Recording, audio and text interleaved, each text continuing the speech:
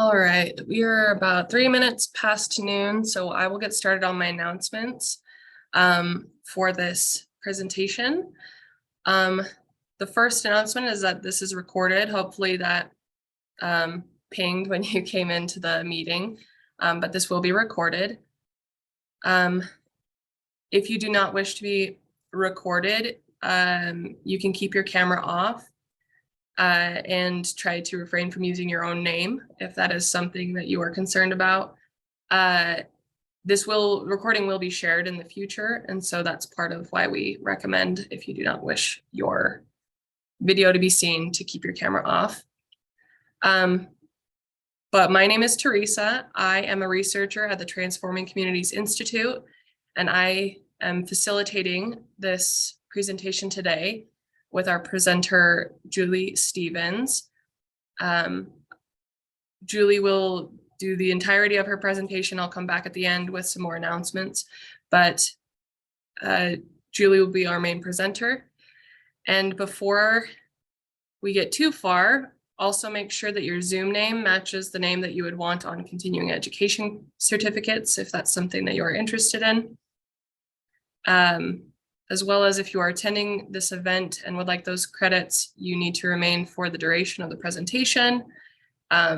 We can see how long people are engaging within it. So if you want credits, you have to be here the whole time. And we will also be requesting feedback at the end of the session. So that will be part of our email follow-up. And at the end of that, there will be a link to put in your information to receive your credits. I will announce that again at the end so that you all can have access to that. And then the last thing before Julie gets started is I will provide the land acknowledgement for Utah State University. As a land-grant institution, Utah State University campuses and centers reside and operate on the territories of the 8 tribes of Utah, who have been living, working, and residing on this land from time immemorial.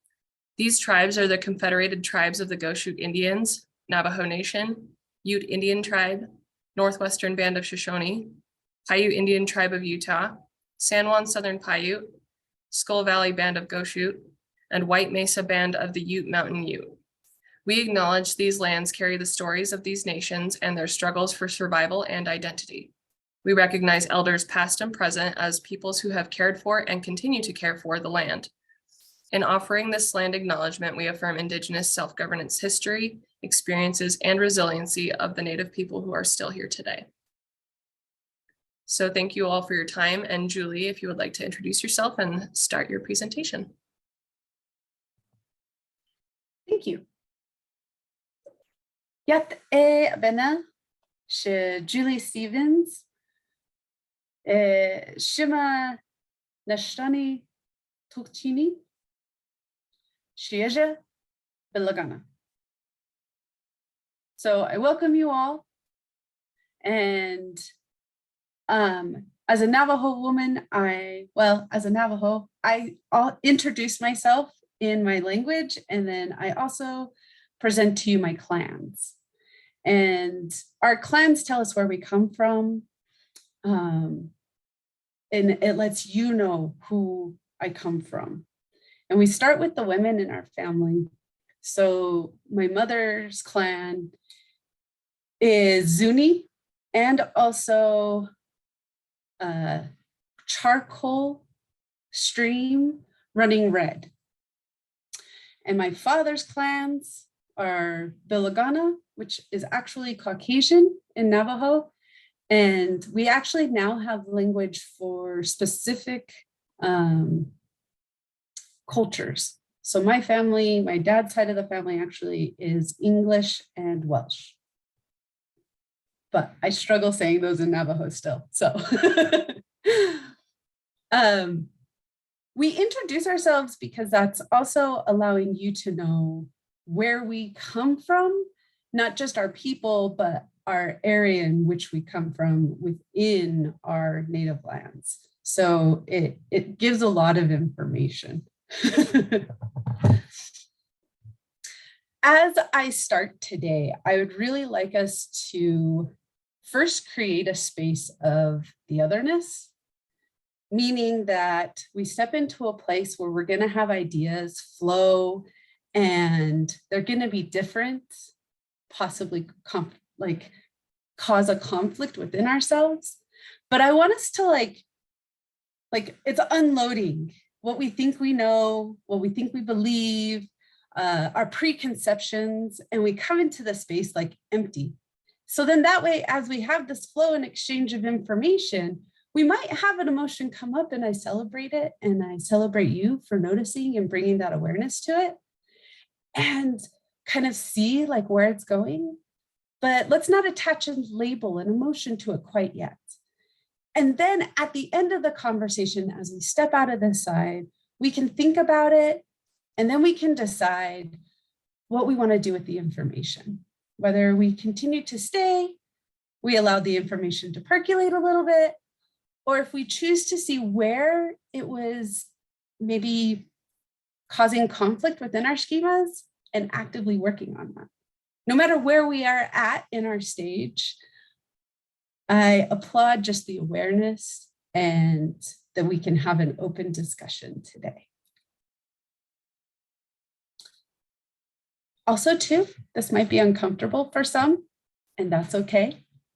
Again, we want to be comfortable with being uncomfortable. It's an amazing feeling. And so we walk into it and we say hello to it. And that is where I really want us to start. So our journey, we will look at culture today.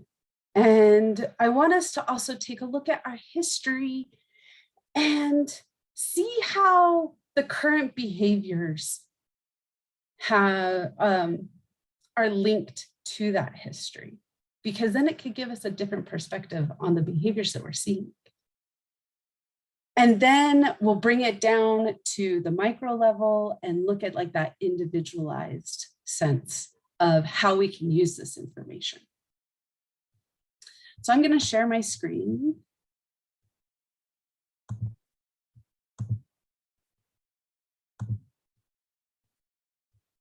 And some of you might have seen this. Maybe this is the first time. So this is a concept of culture.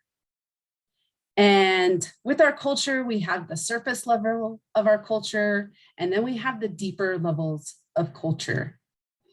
And before I get into this with Indigenous culture, I'm going to have you guys break out into smaller groups, and I want you to kind of discuss, and it can be your family culture, it can be your American culture, your British culture, wherever you guys come from, whatever your cultural link is. Let's talk about your culture. And you don't have to find a place on the iceberg. Let's just talk about how your culture looks like, so that when we come back together, we can kind of see the differences and the similarities and really dive into this concept. So Teresa, if you could break them out, that would be awesome. Yep, just give me 1 second and I will click the button.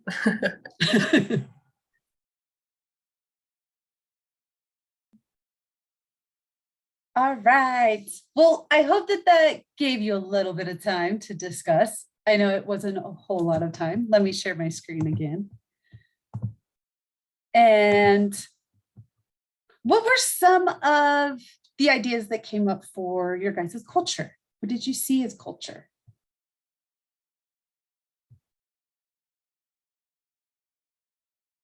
Our group, it was very interesting, Julie. We had like several different initial thoughts, right? Because it's such a broad topic. And so, I thought about ways we handle certain things in life, like grief and loss, unspoken rules in your family about how you handle that and respond and what's okay and not okay to talk about.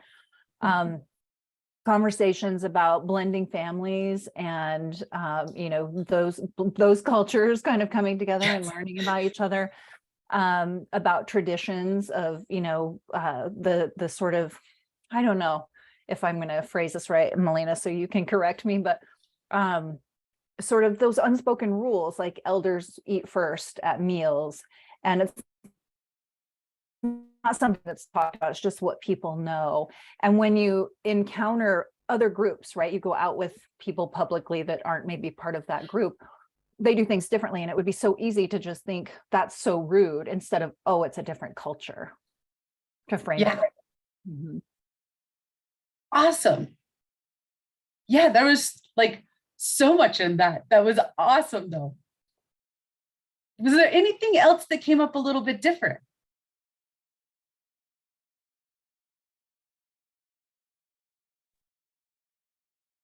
I was struck by like, there's a lot of good things that have come from cultures we belong to, like whether that's the social work values or the, I was just reflecting on a family value that of kindness. Like it's just a culture that like that's just what you better do.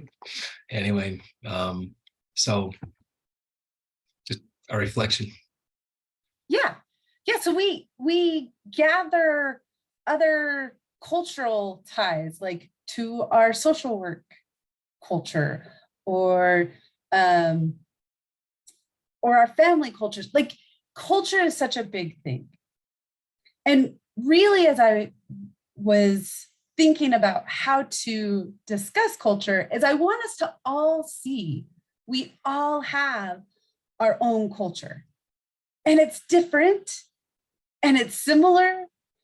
And there's levels of complexity, like where grief and loss, like Jen was saying, there are so many different ways that cultures handle that. So I want us all to recognize our culture. And sometimes when we are in the mainstream culture and you're seeing the norms, sometimes you don't feel like you have a culture, but we do. We all do. And so when we meet another culture, it is that it's not that I'm coming from a place of deficit, they're not coming from a place of deficit. We're coming together in this cultural mess. And I liked how Jen said with families, and the ties that can happen with families, because that was something that when I was thinking about how do I talk about culture, especially Indigenous culture, I realized that a lot of my cultural upbringing was, and we'll get to this middle area of the iceberg. There were so many things that came from my Navajo side, and I'm half Navajo, half white. So I was just thinking that like our culture was the normal white culture or the mainstream culture that I was living in, because I was not living on the reservation. But as I met with my partner's family, I realized a lot of my culture was this middle Navajo culture. The way that I parent my nieces and nephews, the way that elders go first when eating, a lot of those unspoken norms were really more on my Navajo side. So just to like kind of break this down, so we have our surface culture level. This is that arts and foods, kind of the things you think about when you think about a culture, the clothes that we wear or the jewelry we wear. Those sorts of things are kind of that surface level. But if we're meeting our clients at this level, it doesn't really allow for trust or low stress, because this is just the surface level. Everybody kind of knows it. And I've taken a lot of cultures from different places. So I lived in Japan for 3 years. So I've taken some of that Japanese culture. And so sometimes, but it meshes so well with my Navajo culture and Hawaiian culture, right? We think about Japanese culture, they bow to each other. They're not a hug society. Very like, we think of the group, not individualized. Hawaiian culture, they feed you and they show you love by food, also too in my Navajo culture. Like I wouldn't say no to food. When food is given to me, it's like the time and my aunties in Hawaii, they would tell me like, oh, you're so skinny, we need to give you more food, because the size was also a representation. If you're well fed, you're well loved. And so here we need to give you more food. So, but that's all kind of that surface level. Then we get to the deeper part, right? This middle ground. And this is kind of where we get into those unspoken areas of culture. So my mom grew up on the reservation in Arizona.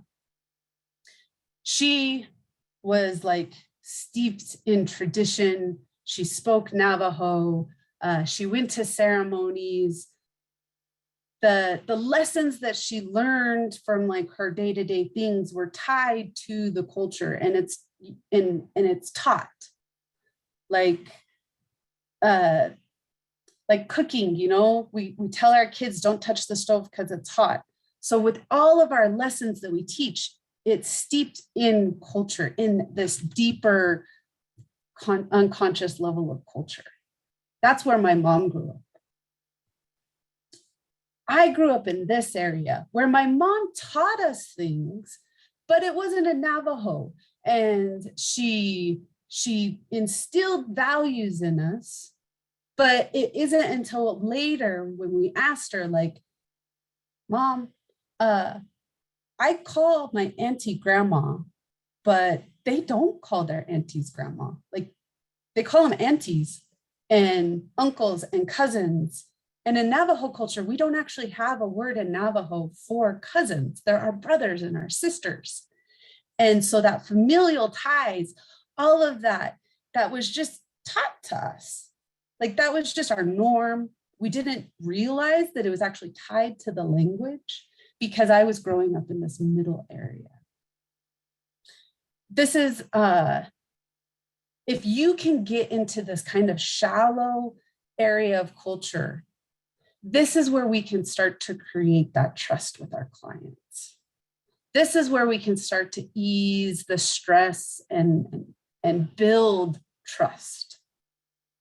So this is like things like time. I'm going to try and use time very linear, which would be, I'm going to instill my white side, because that is really the Caucasian side in me, is like very linear. Time moves forward and we go direct, we get there. And in Indigenous culture, we use stories and we talk around and we get there. And we see time as that kind of secular. And so we laugh in my family because we say, oh, we're running on Navajo time, which means we will get there. We will get there. My dad used to tease us about that all the time. Come on, guys, we got to be on time. Okay, Dad, okay. So those are family ties, and your timelines, those can be different. You're like, do you speak Navajo? Do you know the stories? Do you speak your language? This is all going to be kind of that shallow area. I don't speak it fluently. I'm sadly to say that if they were trying to tell me like a full story in Navajo, I wouldn't be able to understand it all. But I'm learning because I want my children to learn. So now I'm trying to bridge this gap between the shallow culture and the deep culture. And the deep culture, to really be able to understand it, it is something that you have to be lived in. You have to dive into that culture, to see the language, because language, it holds so much of the unspoken culture because of the meaning, like the nuances of the words hold so much more than when we translate, we lose that. So as I move through things today, let's just keep in mind the iceberg of culture.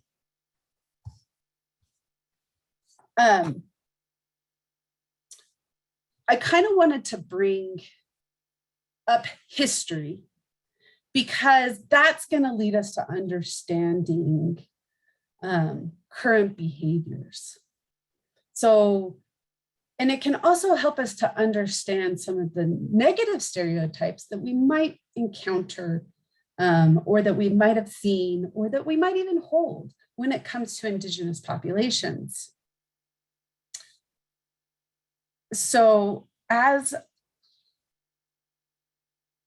this can be a part where it can be a little bit uncomfortable and just, I'll take a deep breath, okay? With our family system, a lot of our history is not ancient history. And sometimes in school, it can be discussed that way. But we are still here, and it is amazing. And one of the sayings was to kill the savage to save the man.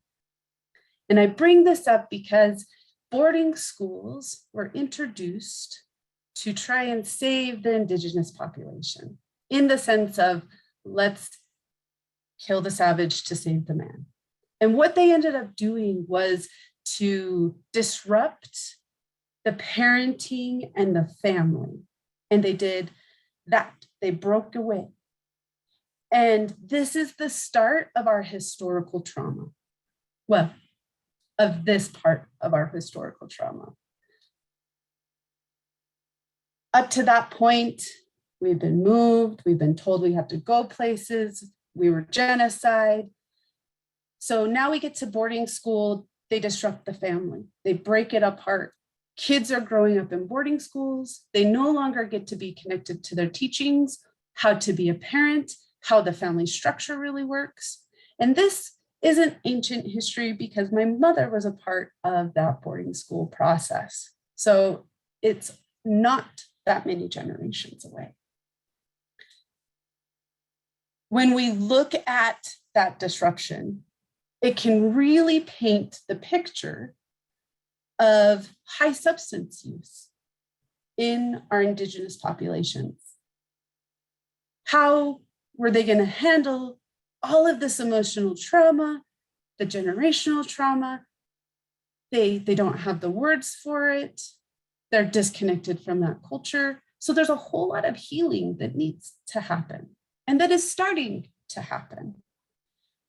And when we see family disruption and the reasons for why we don't trust government agencies, this is all part of that. They still fear their kids will be taken away only for the fact that they were born Indigenous. The school systems, now we come to we're still teaching today that Christopher Columbus discovered America. But we were already here. Our Indigenous populations were millions and millions on this continent. So when we teach this verbiage in schools with Indigenous kids, it kind of really is like, well, where's the value? Do we even remember who Christopher Columbus actually discussed and talked with? Who he met and who he called Indians because he thought he landed in India? So our schools paint that picture as well, that it was discovered. Our value is questioned, our existence is questioned. And sadly, that's still something that is struggled with today, is being seen. I've mentored kids and they ask me, I'm Indigenous, right? And I go, yeah, you are. And they go, well, in school today, my teacher said, yeah, I believe that there's still Indians today. And I was just like, oh, okay. We need to make contact with this teacher so then that way we can make it known that you're still here and that you're valued and you're seen. So as much as we like to think that this is the past, it's still present. These wounds still happen. Also, too, every November, we tend to make teepees or show the pioneers and the Indians just with feathers and loincloths. The depictions of how we show Indigenous individuals is still very overgeneralized. And that's something that I'm hoping we can understand and that we can view as well.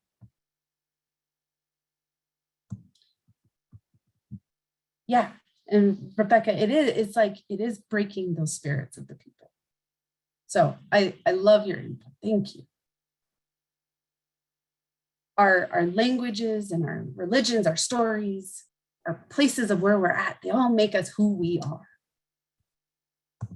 And that's what we're trying to help with our Indigenous clients, is to help them be seen, and so that they can feel that value. Like, I am here and I am of value. And people know that I don't have to look like Hollywood. Who has seen a Western movie, right? John Wayne was one of my dad's favorite characters. And I will tell you, some of those movies that I would sit through, it was like a conflict battle going on beside, because I really wanted to root for John Wayne, but wow, some of the way that they're depicting the natives was just really hard for me to watch. Or Peter Pan, right? Like, the caricatures, the way that we were designed was to dehumanize and to make us into characters. That was the purpose of all of these images, and to continue to make us seen as non-human. And Pocahontas, she was 10 years old when all of that happened. And the Disney depiction of Pocahontas is like this mature young woman. And so when we're thinking about our past and working with our clients, we want to be able to see the behaviors that are showing to us with this historical context. And with this understanding of, this could be what's coming into my office. If I'm working at a school district and the parents aren't coming to the PTA meetings, they're not contacting, they must not care about school. What if they're really dealing with their own trauma, and when they enter into a school, they're flooded back to their boarding school? So pause here, take a deep breath. And just like I said, when I was watching John Wayne movies and I was conflicted, I have that conflict still today, where white guilt comes up. And I have to acknowledge that. And I have to say, like, okay, I can explore this, I can see where it's coming from. But as I work with my Indigenous populations, I need to table that, and I need to come with that open again and seeing the culture. And because that's not what they need. They need the resources, they need the connections and the help in an appropriate way, but also understanding the history, so that I'm not looking at their behaviors as non-compliant, or they're just being honoring, whatever it is that our misconceptions are when we're talking about any client, right? When I can see that historical context, then it allows for the empathy and the humanity to come out, for my humanity to meet your humanity. And we can work together. Also, we need to be aware of our Indigenous populations saying what they believe you want them to say. Because if they feel that you're in a position of power, that's what has been ingrained in them. For their safety, they say what the government wanted them to say. Yeah, well, we will live on these lands. Yes, in boarding school, I will speak English, even though I don't know how to speak it yet, but I'm getting there, right? That all was forced into them. And so now that's the behaviors that we're seeing. So if we stay at that surface level of culture, we won't really be able to connect and help rebuild that trust, because that trust is what's needed, that rebuilding of trust. I kind of wanted to hit on a few of the stereotypes that we've seen, because I think as we look at it through historical context, it gives us a little bit of an understanding too. So I have heard that all Indigenous people get free tuition. Oh, how I wish that was true. I was able to get scholarships, but it was due to the fact that I had a 4.0. Like, you work hard to get those scholarships.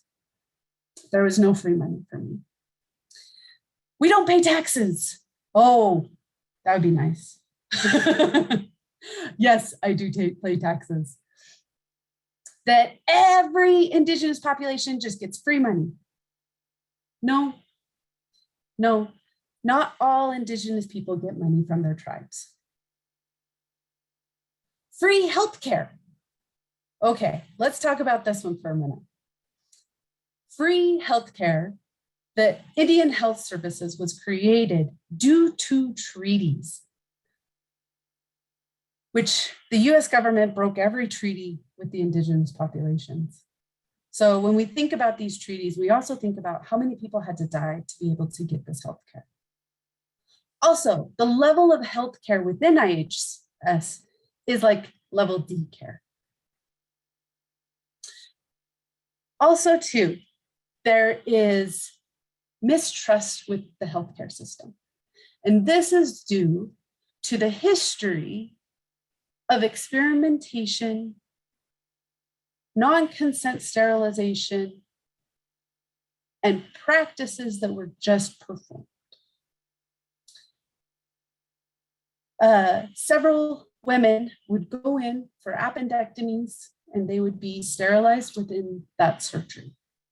Non-consent.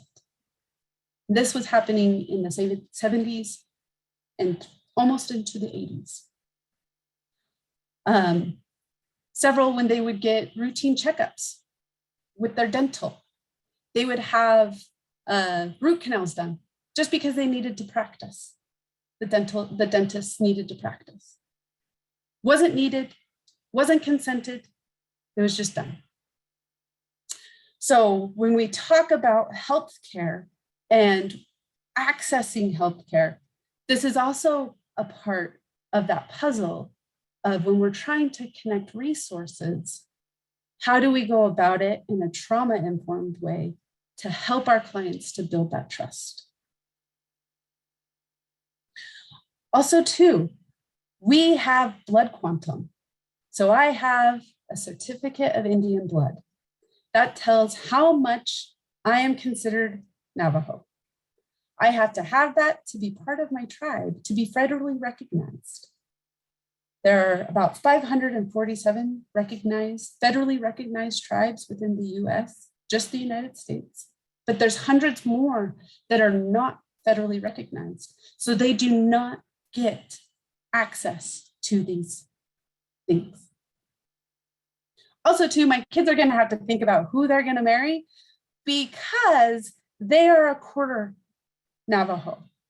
So their children, if they choose not to marry a Navajo, will not be able to have access to becoming a registered tribal member.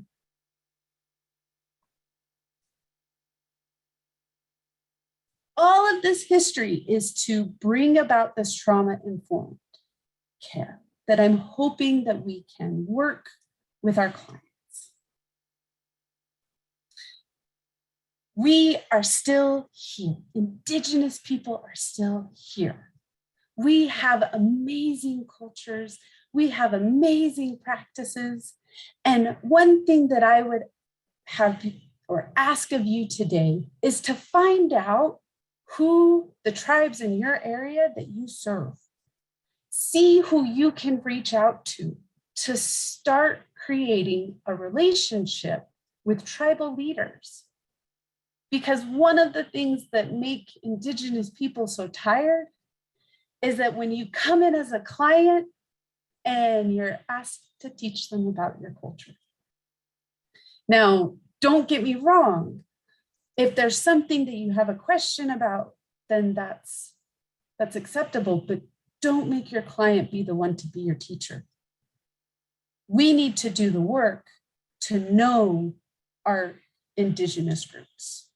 And if we don't have a contact, then we could ask them, like, is there a contact? Do you know anybody so I can get to know your culture? You want to see them. You want to see their culture and not expect them to be that client or that teacher.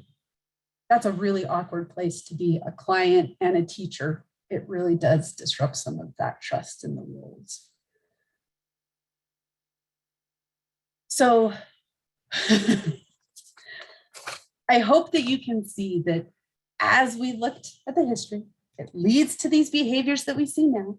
We can come with a trauma-informed. Here's my client. And one of the, there's a couple questions that we can ask ourselves. Am I open to admit that I need to understand and learn more about this person's culture? Am I reinforcing stereotypes by the way that I'm treating the client or by the way that I'm trying to give resources? Am I homogenizing a culture? So again, we can generalize, but we don't want to overgeneralize. I've given you some examples from my Navajo culture, but that is not all Indigenous cultures. So with our clients, some of the things with our Indigenous populations that I want you to have a feel for this generalizing idea is that we are storytellers. So when we have them come in, it would be so great to have somebody say, oh, tell me your story or introduce yourself to me. Because a lot of times it's that story that will come out of like who I am, my people. Like I already told you my mom and my dad and my clans and where I come from. And there's so much more that I can give you, but ask for their story. Also too, we relate really well to stories. Our community matters, right? Everyone has a responsibility in the communities, right? So intergenerational learning, we see that in our communities. Our elders are respected and we go to them and we learn from them and they teach us. And it's in like our everyday living as well. Like, it's not like, hey, we're gonna go hang out with grandma and she's gonna teach us stuff. It's just like, no, Shesha, you go, you do this. And this is why. And it's like, oh, okay, sorry, grandma. And then you go off, right? So, but in our community, everybody plays a role. And that is so helpful because then by understanding that, we hope that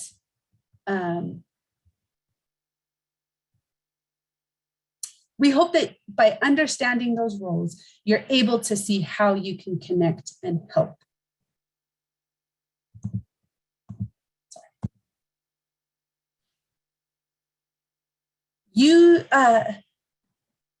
With our mistakes, we use that to learn. We celebrate our mistakes, and our little ones, when they make a mistake, it's like, yes, okay, but this is what we do now. Like, you open the gate to let the sheep out, that's great, but remember to close it so the sheep don't come right back in, right? Like that, our mistakes are there, but we learn, we celebrate. We are holistic learners.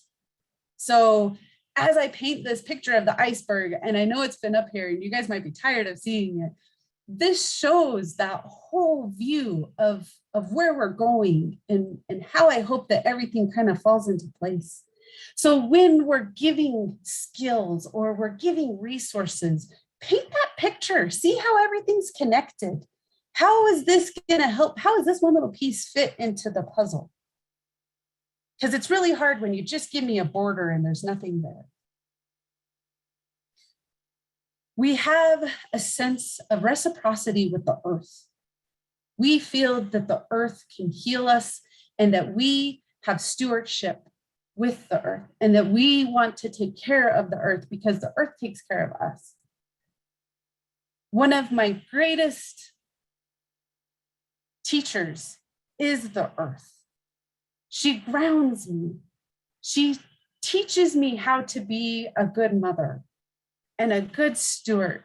And she shows me that it takes patience to get this little seed to grow. Oh, I love gardening, but I will tell you, growing plants from a seed can be the most frustrating thing. But that teaches with everything. It's like with my little kids. I'm starting them off as little seedlings and I really want them to grow, but I can't force that seed to grow. So we really do have this stewardship with the earth. Our area that we come from tells our stories of where we come from, where we're going. It holds our people. And we don't just look at one generation.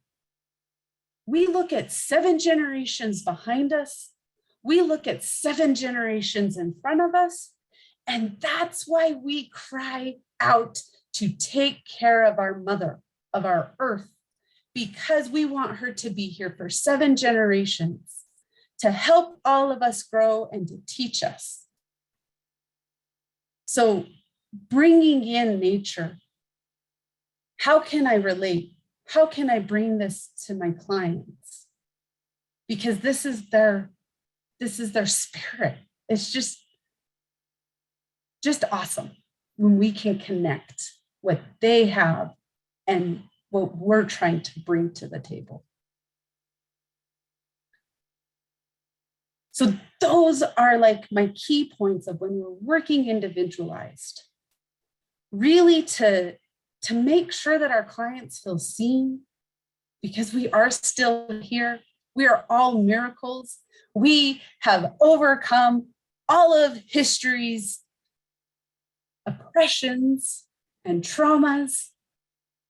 And we're starting to come out more. We're starting to be more vocalized. And so I ask you, with this power of this knowledge that I have given you, will you be able to continue on to further your knowledge, to get into this shallow part of this culture as you work individualized with your clients? So then that way we can stop that historical trauma. We can stop perpetuating, pushing on other cultures. Like, just do it this way. Instead, we get to know them. That's what I'm hoping that you guys can see with this knowledge, is that our Indigenous populations have a lot of knowledge. And when we actually dive into that, it guides us in how we can do better. So I appreciate your guys' time. I appreciate you guys walking into this uncomfortable moment with me. And I really hope that you can see the stereotypes in a different way and visualize and be with your client. And if you have any questions, I am here. If there's anything you want to discuss more, let's share our stories of what came up. And that's how I would kind of like to use the rest of the time.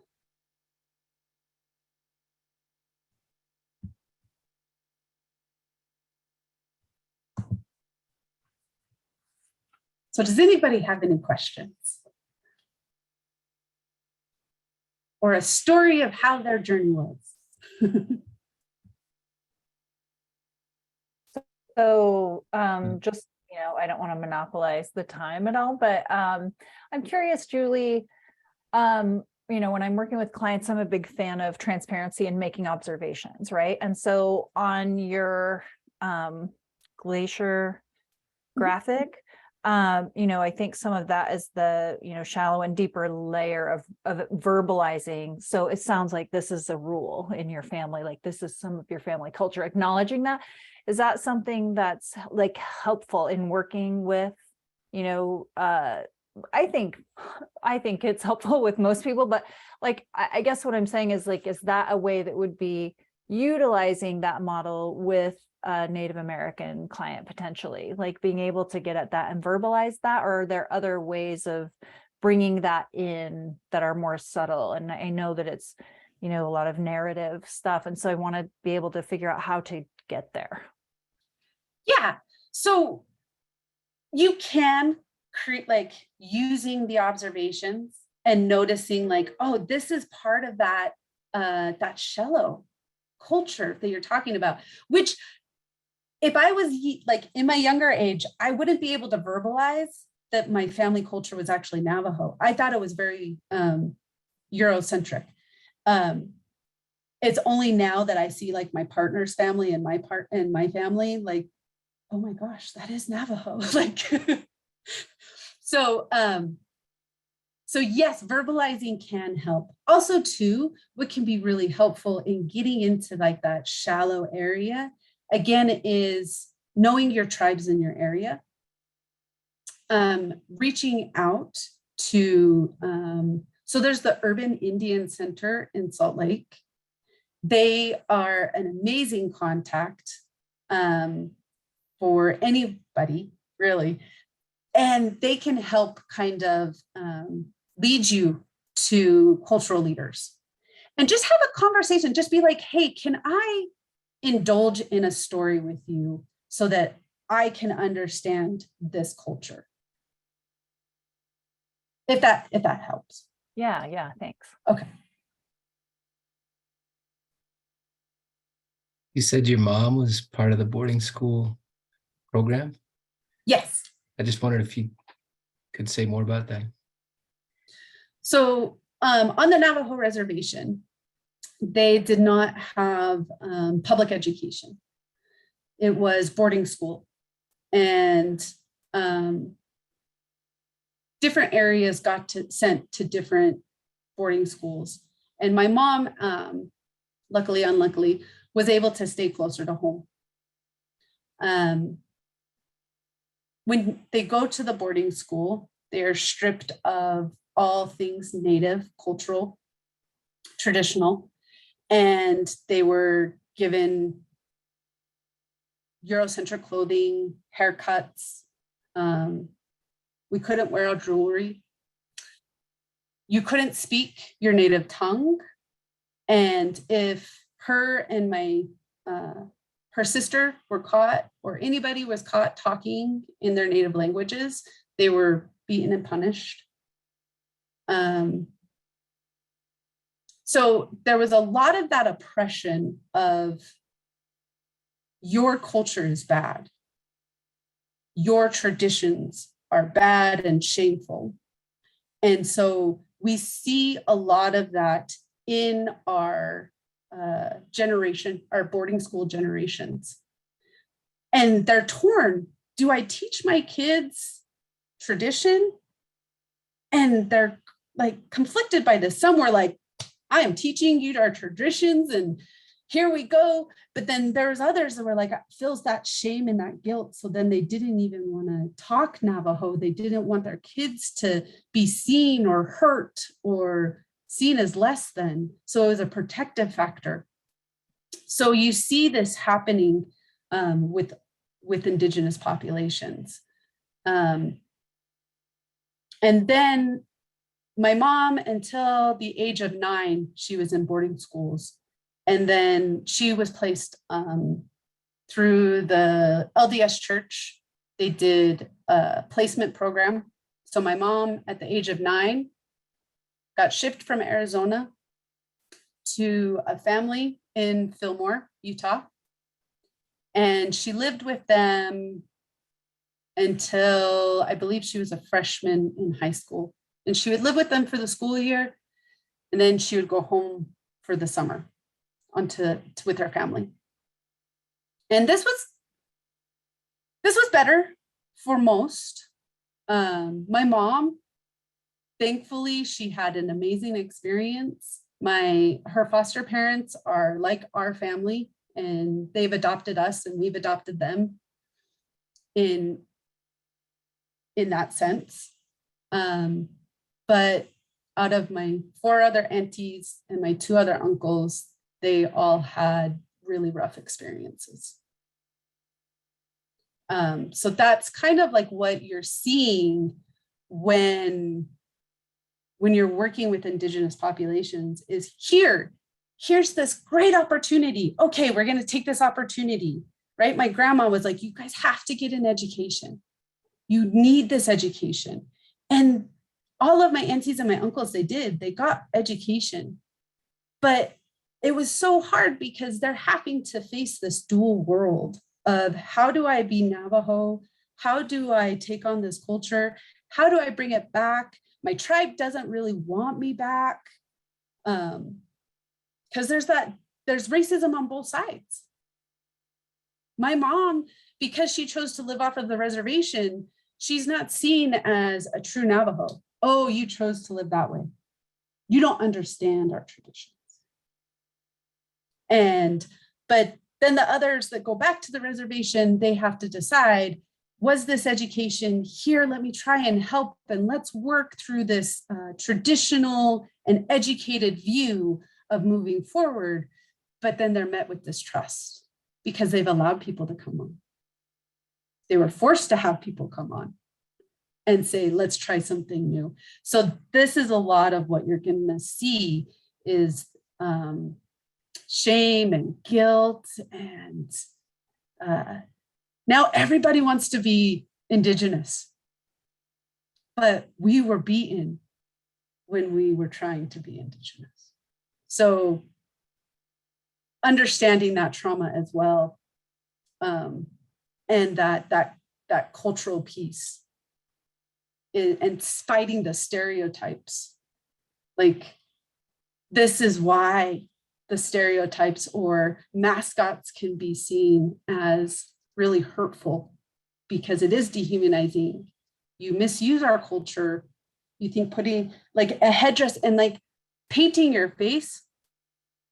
We don't paint our faces unless there's a specific reason, and it's usually done by an elder or a medicine man or for a reason. So all of those things were stripped from us, and now they're mainstream culture. So I hope that helps. Julie, I wanted to just say, when I was doing the school-based therapy treatment program in schools in Montana on the reservation, I would see that even with the middle schoolers I was working with, not that long ago, right? You would see that conflict between, do I succeed academically and feel somewhat like a sellout, basically, yeah, or do I reject that completely? And engaging with families was always really difficult. Because I was associated with the school, that there's still that, tense, I think, relationship with formal education. At least that was my experience in Montana. And that I just clearly could see that conflict for the student of, do I try to succeed academically? What does that mean? What are the implications of that? It was really interesting. So I think sometimes we think of it as just like an older generation thing, but it is, that's generational trauma that you see kind of playing out in these ways. Yeah. Yeah. And we do see it a lot with our Native populations. And so there's still a boarding school in Richfield, an Indigenous boarding school in Richfield.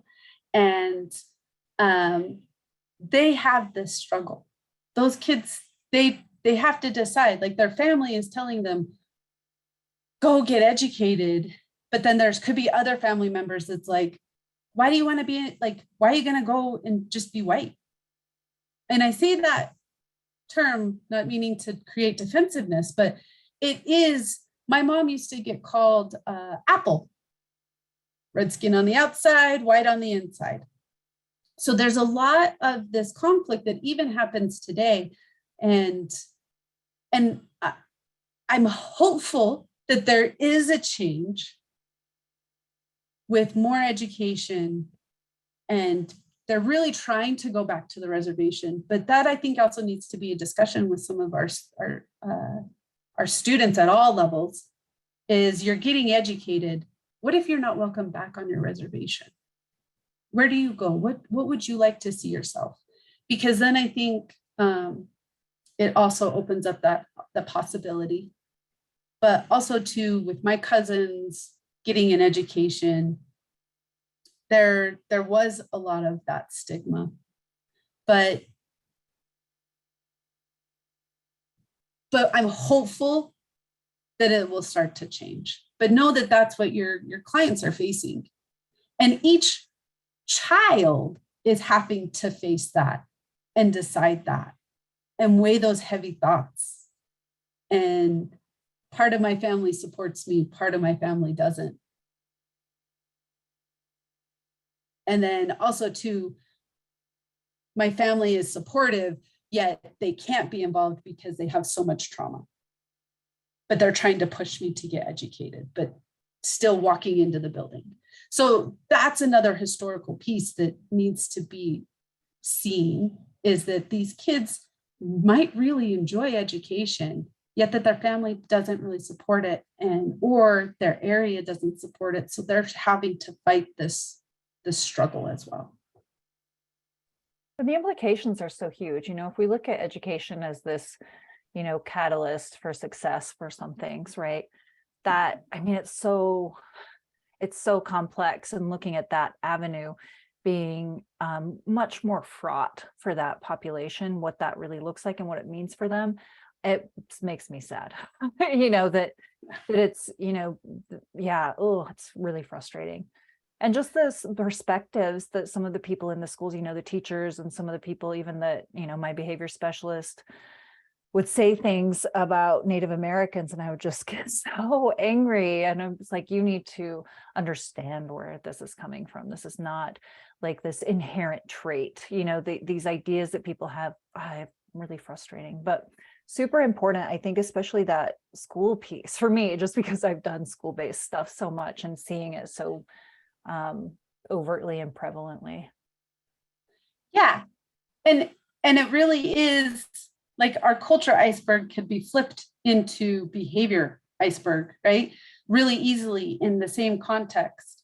Let's look at beneath the behavior, and the schools, not all schools have that vision of behavior or that vision of culture.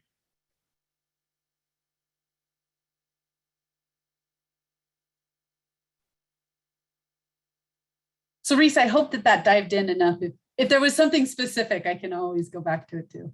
I think that was great. And I'm curious, just to follow up, like, what do you think are the main cultural elements that I don't know how to put it, but like, are there like primary cultural strength themes that have carried past all of those transitions and maybe across the population in general? And what are those main roots that have endured through that? So our Indigenous traditions are still there. Our Indigenous language is on the decline. And I think it is due to this boarding school shame, unhumanizing. But our language is still there. Our traditions are still strong. And really, if you think about it, like, us being alive is, holy cow, like that just screams resilient and in the ingenuity that we have, and just this strong power. We are all miracles because all of our mothers and fathers had to fight all of these different areas to be able for us to be here. And they did. And so there really is this strength in Indigenous populations. We have some of the highest substance use rates. We have some of the highest murdered and missing Indigenous women and men. We have some of the highest rates of all of these negativities and our stereotypes. But when we look back at our historical trauma, it's not really surprising. When we look back at the laws that the US government has inflicted upon the tribes and how they can actually govern non-natives on the reservation, which they can't. Shouldn't surprise us. The FBI is the one that has to come in to investigate any crimes. And when it comes to our murdered and missing, if it does not say murdered, they do not come. So again, right, we have a lot of the suppression and we survived it all. And we're still thriving and we're still seen and here. And so that thread, I think, is really what is tying our Indigenous populations together. Is we have the strength. We don't really look, it's funny because I was taking a picture of my aunties and I was like, guys, you can smile. And they're like, we don't smile unless we're laughing with our family. And I'm like, true, right? So we have kind of like that funny humor, and humor gets us through it. Like, seriously, we can laugh about some of the worst parts of our history. I think if Main Street culture picked up on Native humor, we'd be laughing a lot more. So I hope that you see, like, we're starting to step up more, and or not step up more, like you're seeing it more. We're trying to become more public with our missing and murdered women. We're saying, hey, this needs to stop. So we're very advocacy, we're community bound.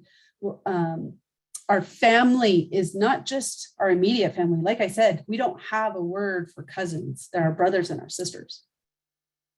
My tribal aunties and uncles, they're really my grandma and grandpas. When I introduce my kids to non-biological family, I'm like, this is your grandma. This is your non, right? These are your teachers. And when I'm not, like, even if we're at the party and they tell you to knock it off, my kids know to listen, because that's part of our family ties. And that closeness, that I think is a really strong strength. And yes, we talk about like all of these traumas, but our families and our communities, that's a strong root. I hope that answered what you were looking for. Yeah, that's great. Yeah. I'm like, I tend to go on tangents. It's great to hear a description.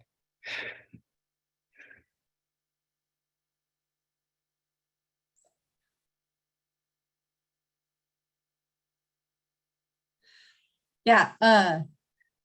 So Rochelle wrote that Native Americans and Alaskan Natives also have suicide rates that are 3.5 times higher than any ethnic or racial groups. So we have a lot of disparities, but really, instead of looking at it as a delinquent behavior, I hope we can see that this is just, these behaviors cry. They're trying to express emotion that's not safe for them to express. When we try and discuss the historical trauma, we get pushback. We are described as this ancient history people. So that happened a long time ago. Get over it. Why does it matter now? Like, that was like 1800s. So that's why I'm saying we need to bring it, because this is an ancient history.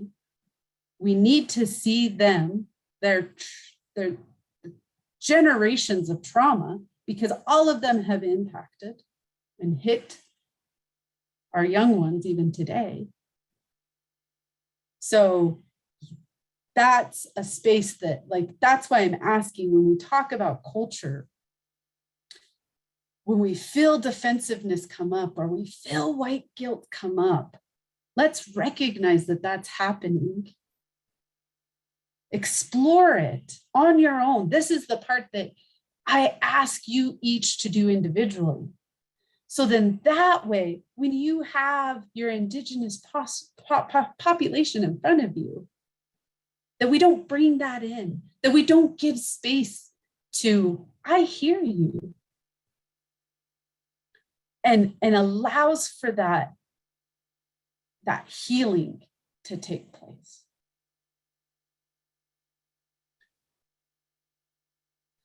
So like Jen is saying, like the behavior exists for a reason, and we just have to look at those deeper reasonings for the behavior, right? That again, that iceberg is an awesome image for so many of the things that we face or that we see, that we don't understand, that we might think we know what's going on, but we're just seeing the surface, right? Going beyond.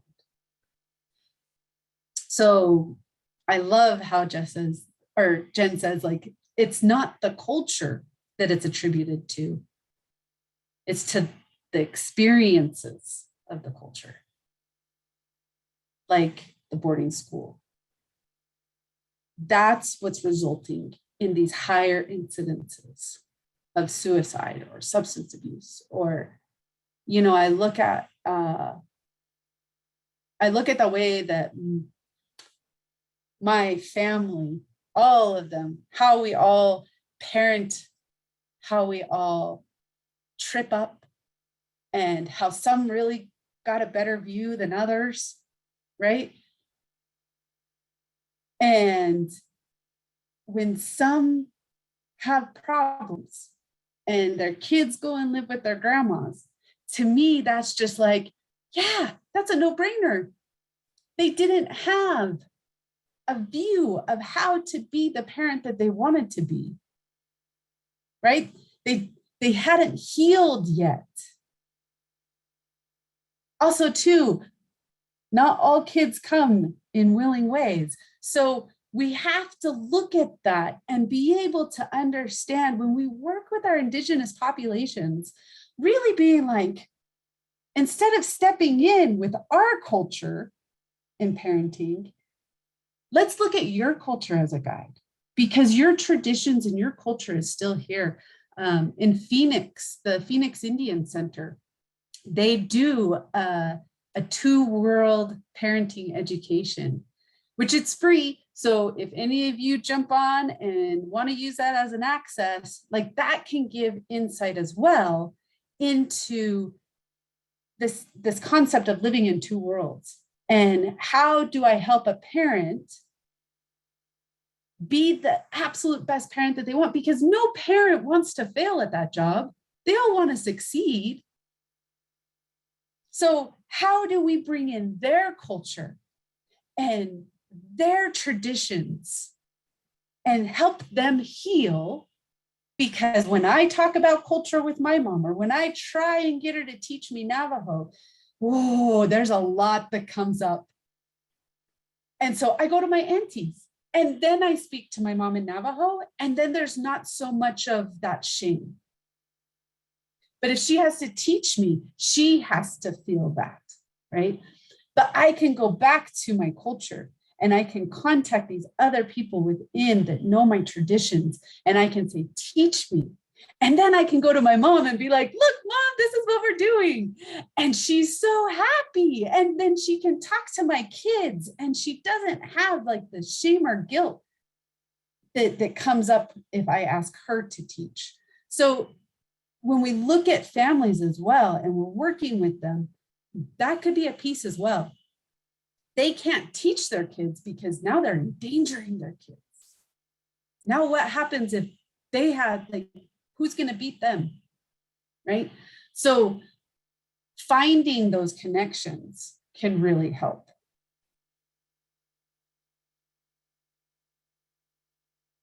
And now you really start to see my native culture. I really do talk in stories. Sorry, Rochelle, I cut you off. Yat Esha, Rochelle Wagner, and Sha Tachini Nishla. So Glenny Bushestream, Sanjakina Dasha, Biba Tony Dashanella. I just really wanted to say that I enjoyed how you brought up shame, especially regarding Navajo culture. You know, you do see that divide, especially with between the older and younger generations. I mean, you always hear that, like, why don't you speak Navajo? Why don't you do this?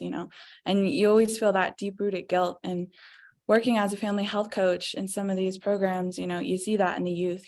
They're afraid to interact in that way. They're afraid to touch their culture because, they can't quite grasp it as much as, their parents do and their grandparents do. And there's always that divide. And later on in life, when they do want to make that connection, they're ashamed for it. They're like, why didn't you just take the opportunity when you had your elders there? And that's where a lot of us, we just still keep dividing. I mean, you can especially see that in Navajo Nation presidential elections. There's always that bit where the older candidates, they say, why would you want a Navajo Nation president who only speaks English, who doesn't connect with their Navajo traditional side? And that's where when I see that, I'm like, wow, like there's so many good ideas that are lost just because, someone's not Diné enough, someone's not Navajo enough for them. And trying to connect that back to like healing, Hajon. These children are trying to find that holistic balance in themselves using that expression, using that concept, and they're just put down when they try.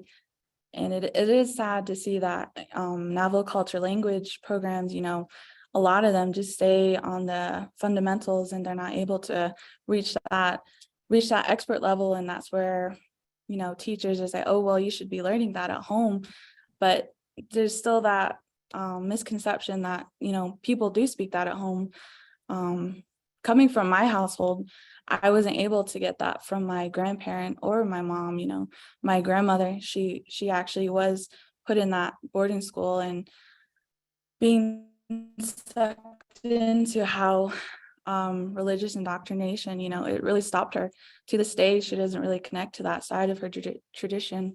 And my mom, as someone who tried to push and learn that side, she's still not 100% there, and she doesn't have that connection to me as someone who doesn't speak Navajo at all. There's a lot of things that are unsaid between me and her as child and parent, because she says, you would understand this so much better if you understood Navajo. And it's like, you just feel like something's missing and you want to change that. So I really enjoy that you put that into your presentation. There's a lot to be done still, but still pushing that as a strength, wanting to connect is really great. Yeah. And I think that is also key into moving forward, right? Like, if we don't understand the negative narrative or the historical trauma that's going on, that shame that's continued, then how can we heal? But that's, I think, where maybe my optimism comes into play, because I feel we have the strength, because we have endured all of that, right? And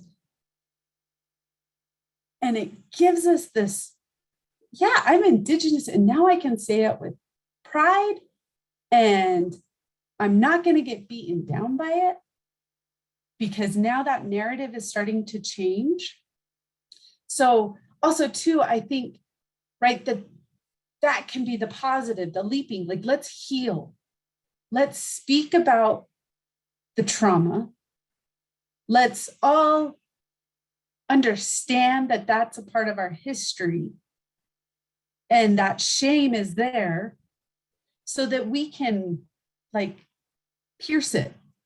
Let's break open the shame so that we can drain it, so we can heal, so then that way we can bring teachings back to our kids without that shame. Because I've gotten that so many times. I've asked even one of my she's my grandma, but she's my auntie, right? So I went to her and I said, I need to know this. Like, what is, like, my baby is born and I'm waiting for that first smile or that first laugh. And I'm like, what is that? Why am I waiting for this first laugh? And she's all, Shieja, your mom should have taught you this. And I'm like, okay, but she didn't. So can you. And like, that was part of my personality, to be like auntie or grandma, like, mom can't talk about these things because she feels shame. And I don't want you to go make her feel shameful because she has shame. So let's talk about this. And now tell me about that smile, that first laugh, right? And not to leave you all hanging, but the first laugh in Navajo culture is when the child, they live so close. They live in both worlds. They live with our spirits and our ancestors, and they live in this plane of existence. And they get to kind of go back and forth. They get to intertwine and play with both sides. And it's such a holy time for them. But when they do their first laugh, that is when our child just makes the decision to stay and live with the family on this plane of existence. That's in a nutshell. So that's why we wait for that first laugh. But it is like when we're seeking our traditions, we sometimes get met with this guilt and the shame that you should have been taught. Okay, well, I wasn't. So let's move forward. And so I think that's the positive. And so Reese, as we hear this negativity in the historical narrative, moving forward in this brighter future, it is acknowledging that there's shame and that their family might not be the way to get them connected to their native roots because of the shame, because of this, well, you should have been taught. Okay, I should have. I would have loved to, but I wasn't. So how can I get these teachings? How can I learn so that I can heal, so that I can help my family heal? And I think that that's that positive piece. That's that bright future that I can see and that I'm trying to make possible so my kids can go and be like, I have questions about this. Well, you should have been taught. I'm giving them the words to be like, you're right, I should have. But boarding school created shame, so my family couldn't continue the teachings. So I come to you. Give me the blessings of tradition. And I think that can help. I think that can move us forward, because I didn't know who I was for so long because I lived in a white culture and I lived in a native culture. And I needed to know both. And I apologize. I have been talking and it is 1:30. Again, sense of time. That's absolutely fine, Julie. We all really appreciate you answering questions and being open and honest with us about your experiences and providing this valuable information. So thank you for your time and energy as you've presented to us. I have just now put the link to the feedback survey in the chat. So if anybody would like to do that immediately, they can. Otherwise, I am about to show you all, these are the TCI social media pages. Previously in the chat, people asked about where we post our recordings. That's on our YouTube channel, which is the QR code on the far right. So check out our social media. You're more than welcome to reach out to Julie to ask any further questions, or if you have specific questions about the presentation or the TCI information, you can reach out to me. But otherwise, you all are free to go unless you have some individual questions you want to ask Julie before we leave the call.